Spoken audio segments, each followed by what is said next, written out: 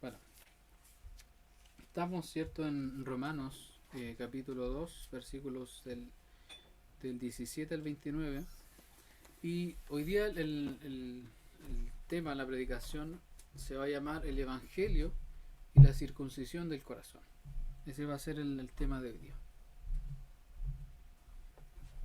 Y les voy a pedir, por sobre todas las cosas, que pongan atención y si tienen cualquier duda, guárdela y después cuando todo termine, la resolvemos, ¿ya?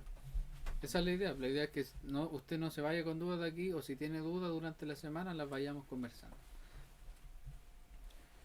Entonces, bueno, ya le hemos dado lectura.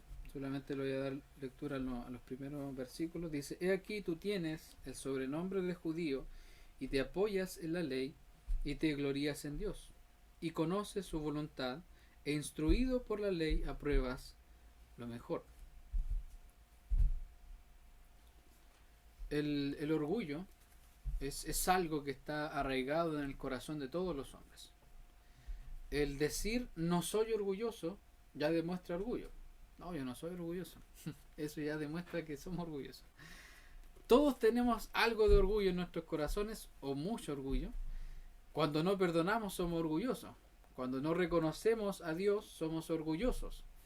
Cuando hacemos nuestra voluntad somos orgullosos. El orgullo nos lleva a querer recibir los aplausos de la gente, a mostrar nuestros logros y lo que hacemos a los demás. Cuando nos dicen que lo hicimos bien, nos sentimos orgullosos. O que te ha ido bien, que lo hiciste bien, ¿cierto? Que nos sentimos orgullosos. Hemos hablado acerca de la ley de Dios y de nuestra incapacidad para cumplirla. Todos los esfuerzos que el hombre puede hacer provienen del orgullo. Aquí estoy, Dios. Soy mejor que los demás. Soy especial. Soy un campeón. Sin embargo, el Evangelio nos lleva a otro pensamiento. El Evangelio es anti-orgullo. Dios odia el orgullo y en el infierno solamente hay orgullosos. Todos los que están en el infierno y todos los que van a ir al infierno son orgullosos. Mira lo que dice Mateo aquí 23:12. Porque el que se enaltece será humillado y el que se humilla será enaltecido. Eso es lo que el Señor dice respecto a aquellos que se enaltecen, aquellos que se enorgullecen. Un orgulloso es alguien que no confía en el Evangelio y confía en cualquier otra cosa aparte de Cristo. El orgullo y la apariencia toman un camino que Dios no aprueba, un camino de obras, de ley, de apariencia e hipocresía. Sin embargo, veremos cómo Dios trata con nosotros y cómo el Señor muestra su gracia con los peores orgullosos de la historia. Solamente hay orgullosos aquí, en esta sala. Todos somos orgullosos. Si no reconocemos eso, entonces hacemos a Dios mentiroso, porque hemos pecado contra Dios y hay orgullo que Dios tiene que tratar en nuestro corazón. Y el primer punto que yo quiero tocar es cómo luce alguien que confía en la ley. Y dicen así estos versículos, del 17 al 20.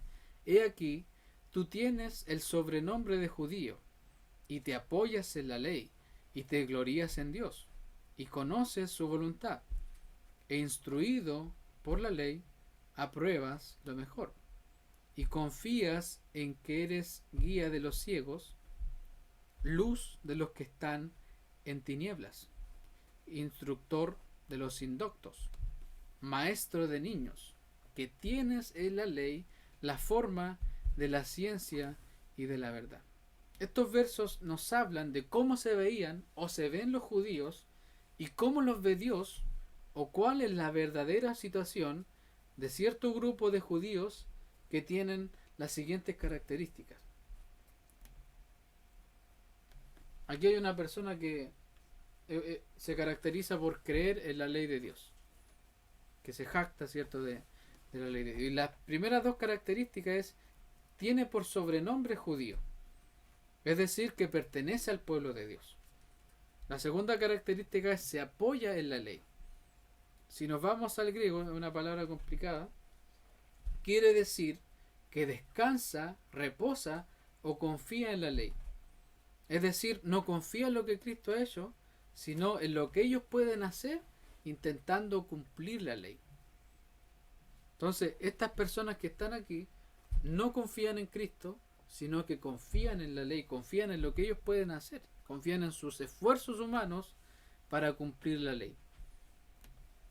Y mire lo que dice la palabra del Señor respecto a eso, respecto a aquellos que tratan de cumplir la ley y así agradar a Dios. Gálatas 5:4, por favor, léalo. Gálatas. ¿Ahí está? Oh, disculpa.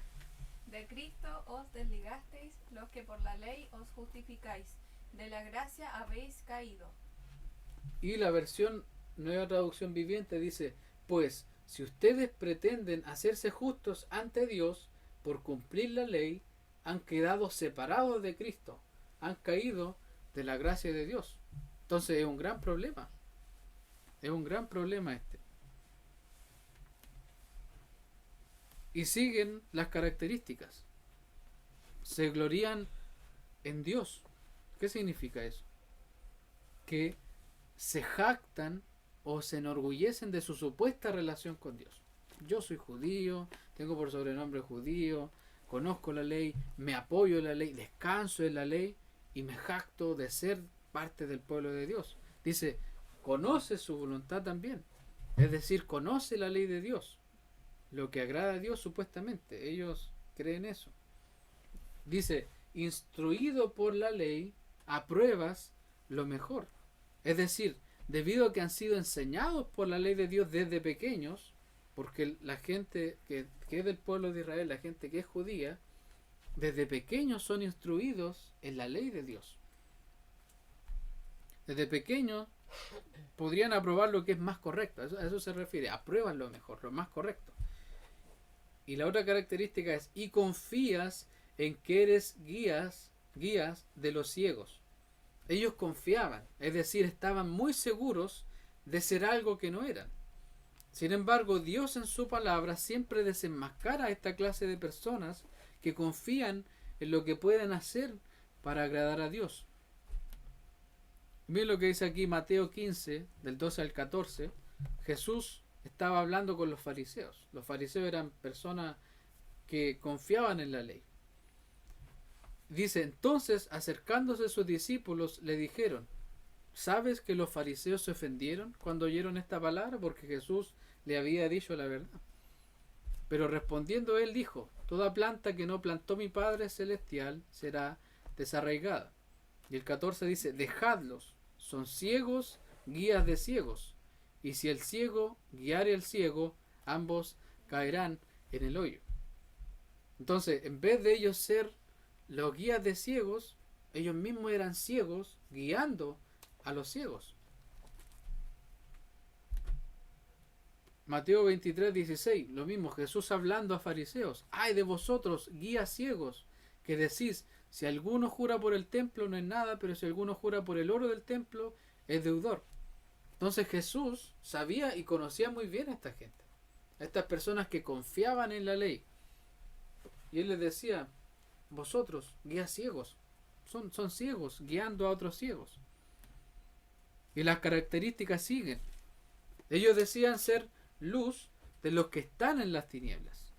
Ellos creen ser la luz para aquellos que viven en la oscuridad y el pecado. Instructor de los indoctos, eso quiere decir maestros de ignorantes, personas que no tienen idea acerca de la ley. Maestro de niños. La palabra niños aquí en el griego es nepios, que podría referirse tanto a niños o como a personas inmaduras, personas que están recién entendiendo la palabra de Dios. Y aquí esto es súper importante, que tienes en la ley la forma de la ciencia y la verdad. Es decir, al conocer la ley de Dios, creen que ahí tienen una fórmula especial y se creen dueños de la verdad y el conocimiento, y se alejan de aquel que es la verdad y el Evangelio. Y ese es uno de los más grandes problemas, junto con todos estos problemas que tienen. Al tener la ley, al tener la palabra de Dios, al tener la ley de Moisés, ellos decían, no necesitamos a Cristo. Ya yo tengo la verdad, tengo todo. Pero ni siquiera veían a Cristo en esa ley. Y ese era el gran problema. Se creían dueños de la verdad, se creían dueños del conocimiento y se alejaron al final de la verdad de Dios. Sin embargo, de nuevo Cristo les dice en Mateo 23:13: mas hay de vosotros, escribas y fariseos, hipócritas, porque cerráis el reino de los cielos delante de los hombres, pues ni entráis vosotros, ni dejáis entrar a los que están entrando. Así son las personas que confían en la ley. Así son las personas que dicen tienes que cumplir tantas cosas para agradar a Dios. Ni siquiera ellos entran y tampoco dejan entrar. Y todas estas características, lo que ya hemos visto, se las atribuían a sí mismos los judíos que no confiaban en Cristo, sino en la ley. Esto también se refleja en una persona que piensa que por ser religiosa puede alcanzar el favor de Dios. Es lo mismo. Una persona religiosa también le espera lo mismo que se merece estas mismas palabras que se merecen los que confían en la ley. ¿Cómo Dios derriba la confianza en la ley? ¿Qué es lo que Dios les dice a estas personas? Y ahí están los versículos, el 21 y el 22, dice: tú pues, que enseñas a otro, ¿no te enseñas a ti mismo? Tú que predicas que no se ha de hurtar, ¿hurtas? Tú que dices que no se ha de adulterar, ¿adulteras? Tú que abominas de los ídolos, ¿cometes sacrilegio? En estos versos vemos claramente cómo Dios se encarga de confrontar directamente la falsa creencia de los judíos que confiaban en la ley y no en Cristo. Ellos creían tener todas las características mencionadas anteriormente, pero este versículo 21 echa por tierra la hipocresía del que confía en las obras. Y les dice: si tú enseñas a otros, ¿por qué no te enseñas a ti mismo? O ¿cómo puedes enseñar a otros si ustedes mismos no aprenden primero? Ese es el principal problema del que vive confiando en la ley. Enseña a otro, pero no se enseña a sí mismo. Se cree ser algo, pero no es nada. Gálatas 6:3 dice: porque el que se cree ser algo, no siendo nada, a sí mismo se engaña. Y esa era la situación de los judíos, la situación de cualquier persona que cree que esforzándose, que cree que guardando la ley puede agradar al Señor. Finalmente termina siendo nada. Predican que no se debe hurtar, pero hurtan. Predican que no hay que adulterar, pero adulteran. Predican que los ídolos son malos, pero ellos no respetan lo que es sagrado y roban en los templos. A eso se refiere cuando habla de cometer sacrilegio. No respetar lo que es sagrado. Como cuando vemos ahí en el Evangelio, cuando Jesús entra al templo y ve que todos estaban vendiendo, eso es cometer sacrilegio.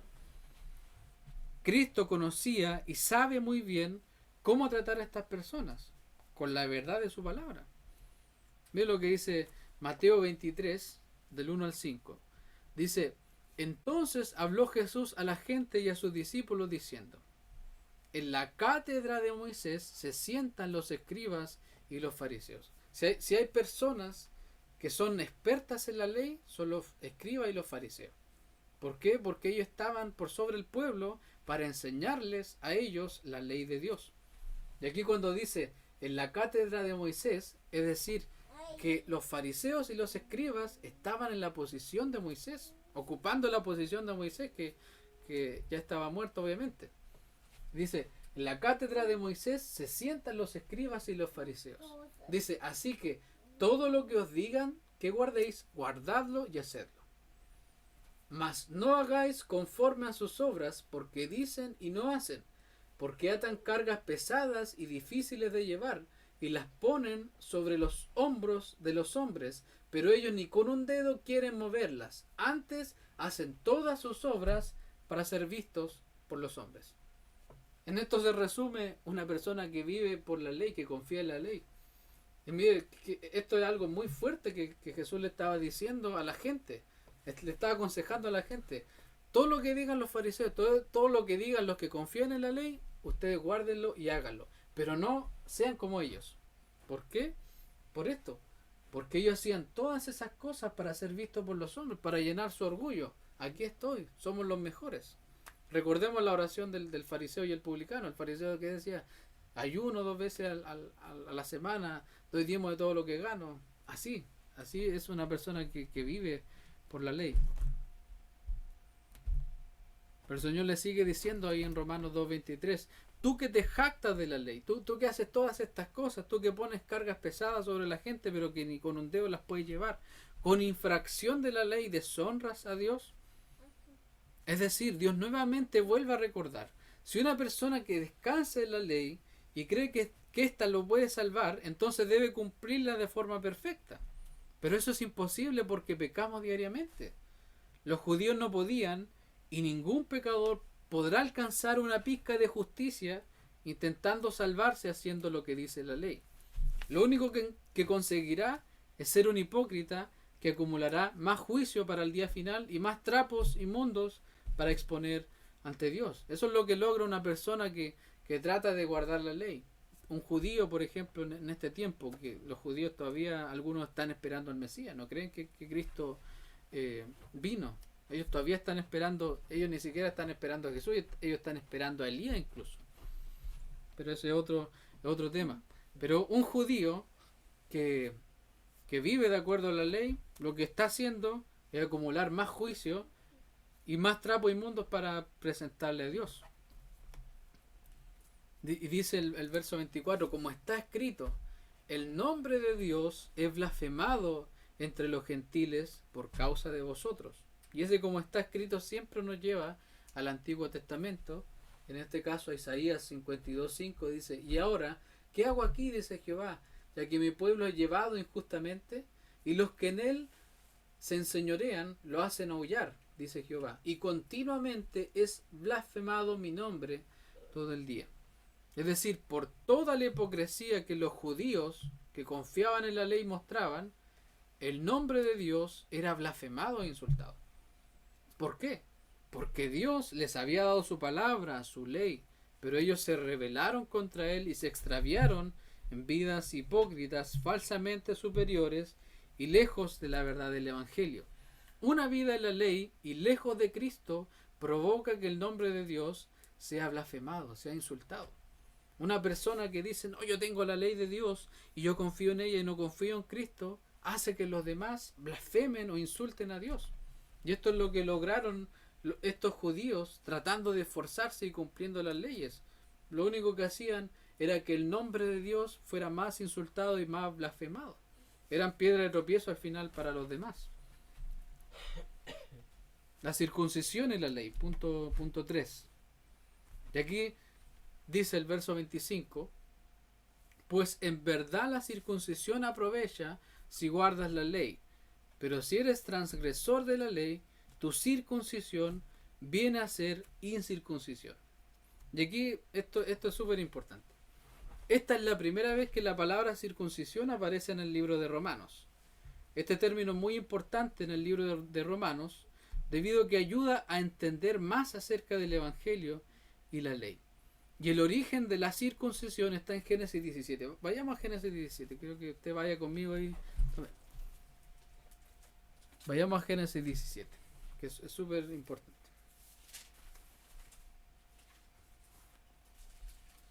Si lo tiene ahí. Génesis 17.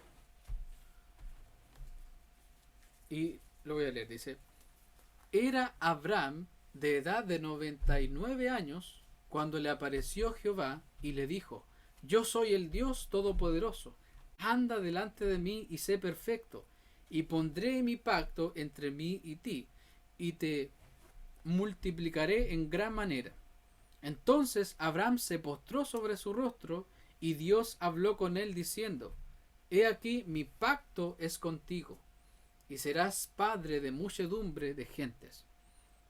Y no se llamará más tu nombre Abraham, sino que será tu nombre Abraham, porque te he puesto por padre de muchedumbre de gentes, y te multiplicaré en gran manera, y haré naciones de ti, y reyes saldrán de ti, y estableceré mi pacto entre mí y ti, y tu descendencia después de ti, en sus generaciones, por pacto perpetuo, para ser tu Dios, y el de tu descendencia después de ti. Y te daré a ti, y a tu descendencia después de ti, la tierra en que moras, toda la tierra de Canaán, en heredad perpetua, y seré el Dios de ellos. Dijo de nuevo Dios a Abraham: en cuanto a ti, guardarás mi pacto, tú y tu descendencia después de ti, por sus generaciones. Este es mi pacto, que guardaréis entre mí y vosotros, y tu descendencia después de ti. Será circuncidado todo varón de entre vosotros. Circuncidaréis pues la carne de vuestro prepucio, y será por señal del pacto entre mí y vosotros. Circuncidaréis pues la carne de vuestro prepucio, y será por señal del pacto entre mí y vosotros.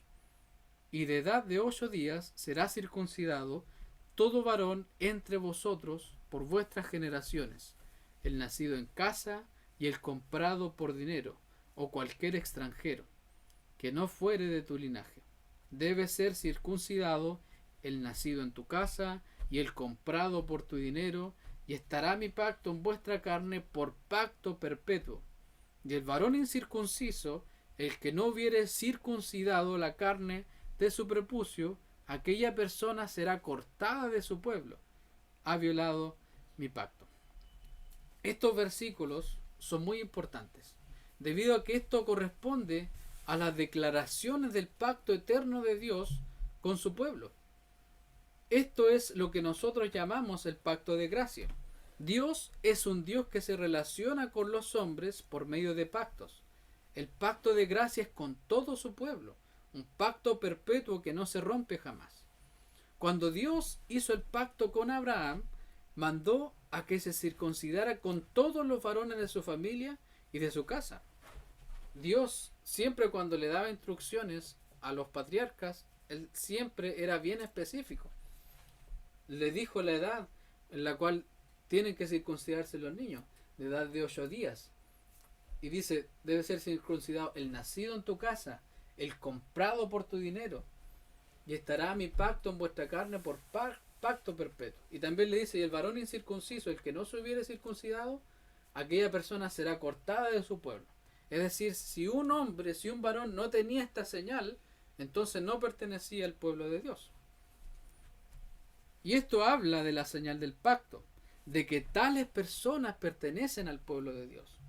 Este pacto que Dios hizo con Abraham, este pacto eterno, el pacto de gracia que Él hace con Abraham, tenía esta señal. Y la circuncisión es un corte que se realiza al prepucio o trozo de piel que cubre el glande del aparato reproductor masculino. Eso es la circuncisión. Hoy cuando un niño, cierto, sufre de fimosis, también se aplica la circuncisión, pero obviamente es algo médico y no algo que tenga que ver con el pacto de Dios. Y eso es la circuncisión. Y aquí el versículo nos dice, pues en verdad la circuncisión aprovecha si guardas la ley, pero si eres transgresor de la ley, tu circuncisión viene a ser incircuncisión. Entonces, los judíos, al saber que Dios les había mandado a que se circuncidaran, se sentían aún más especiales, pues tenían la señal del pacto, es decir, ellos decían, soy del pueblo de Dios, tengo su señal, tengo su sello, tengo su ley, esa es mi seguridad. Entonces los judíos confiaban en todo lo externo, en la circuncisión externa, confiaban en sus obras, en lo que le mostraban a los demás hombres. Aquí están mis obras, esto es lo que yo puedo hacer. Pero aún así, Dios les dice, la circuncisión solo sirve si guardas la ley. La circuncisión solo sirve si cumples la ley de forma perfecta. La circuncisión solamente te va a servir si tú eres perfecto. Y claramente ellos, al querer guardarla y querer confiar en ella, la estaban quebrantando, olvidándose de Dios y Cristo. Y al hacer eso pasaban a ser incircuncisos o excluidos del pacto de Dios. Siempre se habla del término incircunciso, circunciso. Un incircunciso es una persona que no pertenece al pueblo de Dios, porque entendemos que una persona circuncisa es una persona que pertenece al pueblo de Dios. Y ahora lo vamos a profundizar.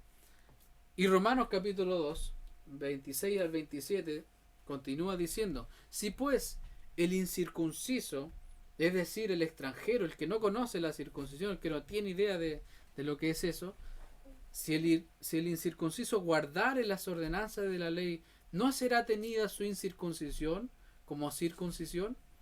Y el que físicamente es incircunciso, pero guarda perfectamente la ley, te condenará a ti, que con la letra de la ley y con la circuncisión eres transgresor de la ley.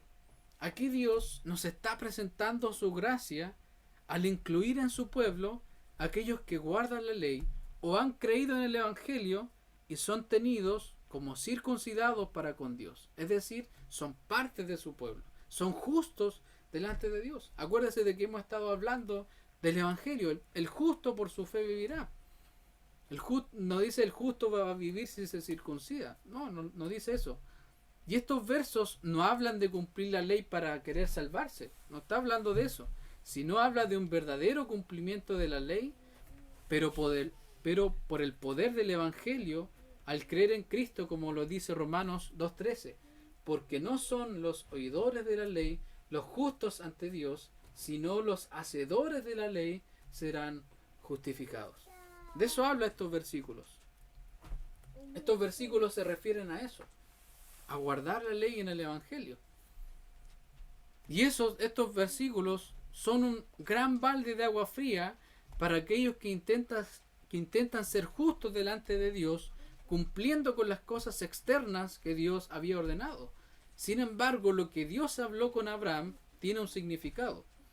Si la circuncisión solo era para los judíos o una nación específica, ¿qué pasaría con aquellos que no eran descendientes de sangre de Abraham? Aquellos que no tenemos sangre judía, ¿tenemos esperanza? Porque nosotros podríamos pensar que lo que Dios le dijo a Abraham, de eso de que iba a ser naciones de él, de que iban a salir reyes de él, quizás solamente está hablando del pueblo de Israel, quizás solamente está hablando de los que tienen sangre judía. Entonces por eso preguntamos, aquellos que no tenemos sangre judía, ¿tenemos alguna esperanza en este pacto? Y es aquí donde viene la esperanza que el Evangelio nos provee.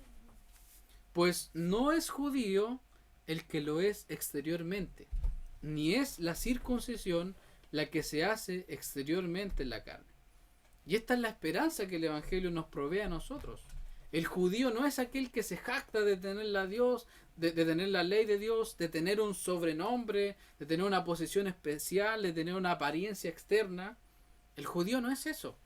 Un verdadero judío no es eso. Y cuando Dios habló de un pueblo en Génesis 17, nos habló de su pueblo del pacto, su iglesia, los verdaderos judíos. La iglesia de Dios son los verdaderos judíos. Aunque habló de la circuncisión física como mandato, hoy el Evangelio nos hace ver que esa señal es espiritual. Porque dice aquí, ni es la circuncisión la que se hace exteriormente en la carne. Un judío puede jactarse de tener sangre judía, estar circuncidado y tener la ley, pero de nada le sirve si no tiene a Cristo. Mira lo que dice Gálatas 5:6. Porque en Cristo Jesús ni la circuncisión vale algo, ni la incircuncisión, sino la fe que obra por el amor. Gracias a lo que Cristo hizo, dice la traducción lenguaje actual, gracias a lo que Cristo hizo, ya no importa si estamos circuncidados o no. Lo que sí importa es que confiamos en Cristo y que esa confianza nos hace amar a los demás. Es decir, de nada vale que una persona esté circuncidada, que guarde la ley y tener todos los privilegios judíos si solo hay ley en el corazón, si solo hay algo que está muerto en el corazón. Y yo me imagino a los hermanos que eran judíos y que estaban confiando en lo que hacían, escuchando esto. Y aquí el versículo 29 dice, sino que es judío el que lo es en lo interior. Y la circuncisión es la del corazón, en espíritu, no en letra. La alabanza del cual no viene de los hombres, sino de Dios. Esto quiere decir que durante toda la historia de salvación, el Señor ha circuncidado a su pueblo, el corazón de su pueblo. Más que una señal externa, más que una señal física, la circuncisión tiene que ver con la circuncisión del corazón. Lo que Dios hace en el corazón de todos los que creen en Cristo. ¿Y cómo Dios hace eso? por medio de su Espíritu Santo. No es algo físico. La circuncisión, por eso que este punto dice, Dios circuncida el corazón de su pueblo. Es decir, que cuando Dios mandó a Abraham a circuncidarse y a circuncidar a toda su familia, Abraham no solamente circuncidó su cuerpo, su carne, sino que también Dios lo circuncidó a él, circuncidó su corazón para que pudiera creer en él, porque si no, no hubiese podido creer. Efesios 1:13 dice, en él también vosotros, habiendo oído la palabra de verdad, el evangelio de vuestra salvación, y habiendo creído en él, fuisteis sellados con el Espíritu Santo de la promesa. No es solo obedecer la ley de Dios y mostrar una apariencia. Cuando la Biblia habla de la letra, habla de la ley, de vivir bajo la ley, bajo el régimen de los trapos inmundos. Hay un versículo que dice, la mucha letra mata, pero el espíritu vivifica. Ese versículo está totalmente relacionado con esto. Si alguien está viviendo bajo la ley, entonces va a morir. Pero el espíritu es el que da vida. La obra de Dios no es solo que obedezcamos la ley, sino que la circuncisión del corazón es el cambio a una nueva vida en Cristo, una vida de arrepentimiento y de fe. Segunda de Corintios 5:17, de modo que si alguno está en Cristo, nueva criatura es. Las cosas viejas pasaron, he aquí todas son ellas nuevas. Eso es lo que hace Dios cuando circuncida el corazón de su pueblo. Hace una nueva criatura. Una persona que está pensando en Dios y está luchando contra el pecado. Y el verso 29 termina con una frase que dice, la alabanza del cual no viene de los hombres, sino de Dios. ¿Y esto qué significa? Esto quiere decir que un verdadero corazón circuncidado recibirá la alabanza o aprobación de Dios. Es decir, todo lo que los judíos creían tener, confiaban en la ley, pues eran maestros de niños, maestros de los ignorantes, todo eso no estaba aprobado por Dios. Dios le decía, no, yo rechazo eso porque eso no está de acuerdo a lo que yo deseo. Y a diferencia del hombre que intenta vivir en la ley, un verdadero creyente, alguien que ha sido circuncidado por el Señor, va a buscar la aprobación solo de Dios. Pero una persona que intenta vivir en la ley, que intenta vivir por la apariencia, va a buscar la aprobación y los aplausos de los hombres. Si Dios ha circuncidado nuestros corazones, entonces debemos buscar la aprobación de Dios y no de los hombres. ¿A quién queremos impresionar? No busquemos impresionar a nadie, pues ni siquiera a Dios podemos impresionar. Recuerden que todas las obras que podamos hacer para impresionar a Dios, Señor, aquí estoy, mira lo que hice, Dios siempre lo va a recibir. Dios siempre lo va a recibir, estén seguros de eso.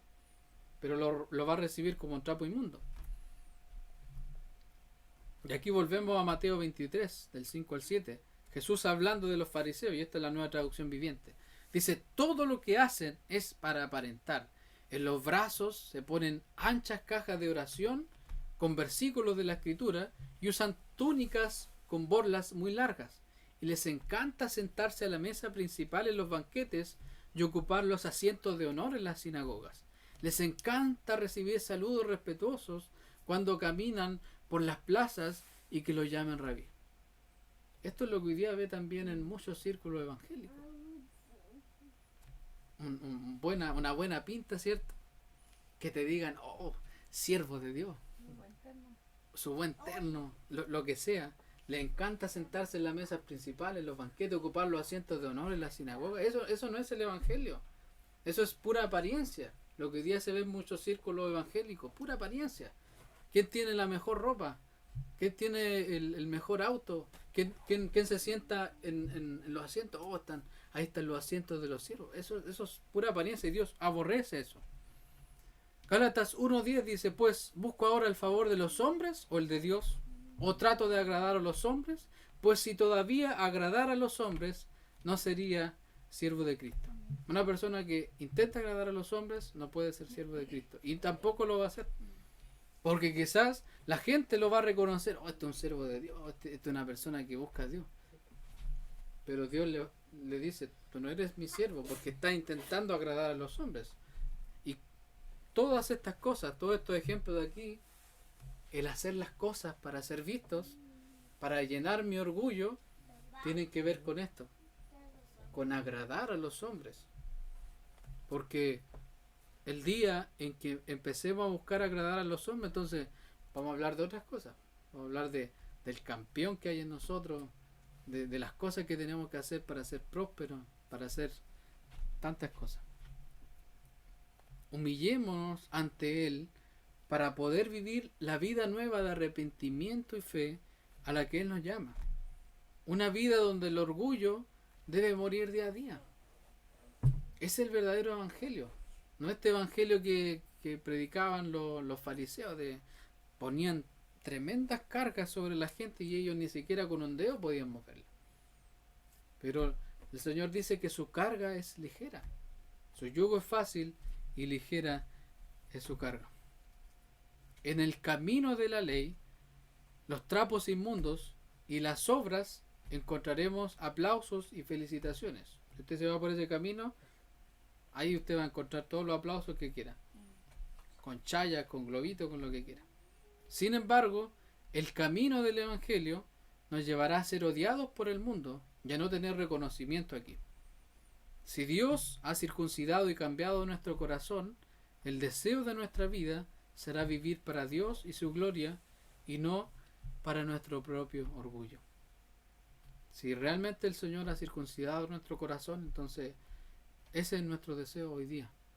Vivir para Dios, vivir para su gloria y no para nuestro propio orgullo, no para nuestros propios deseos. Lo invito a que se ponga de pie para estar orando a Dios.